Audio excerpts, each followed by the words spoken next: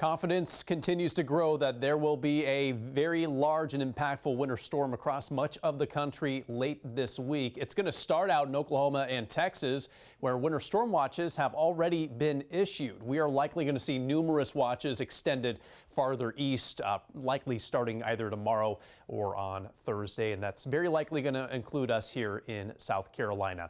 Here's the latest on what we expect. As early as Saturday morning and as late as Monday afternoon is when we could see wintry weather across the Midlands. Right now, it looks most likely that the majority of that precipitation in the Midlands will either be sleet or freezing rain. Both of those are ice. Freezing rain is worse because that's the stuff that clings to tree limbs and power lines and can cause both of those to be downed and cause numerous power outages. Sleet is the type of ice pellets that ping off of the pavement or any other surface and don't necessarily cling to the power lines or the tree limbs. So we'll cheer for sleet if we do have to get ice. Either way, hazardous travel is likely in both those scenarios. Still too early for specific totals, but significant ice totals are a possibility.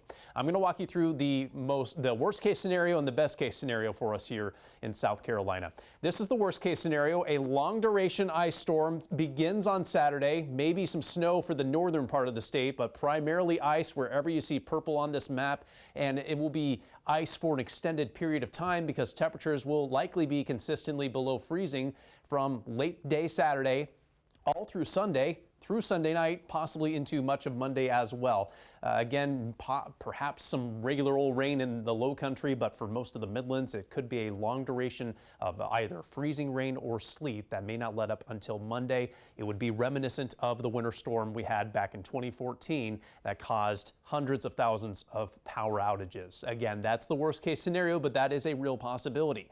The best case scenario is we are much warmer than what many of the models are showing. It keeps much of the wintry precipitation farther north. Many of us in the Midlands mainly see rain, although even in this best case scenario, I could see a scenario where we have moments of ice, freezing rain, or even sleet. The snow stays well to our north. It would be an ideal situation to limit the power outages and limit the threat to travel. But even in this situation, we would have at least some trouble in the northern half of the state. I will say that most models are leaning toward that worst case scenario. So I just want you all to be aware there could be significant impacts from Saturday to Monday. Road conditions are likely going to be hazardous for that entire stretch.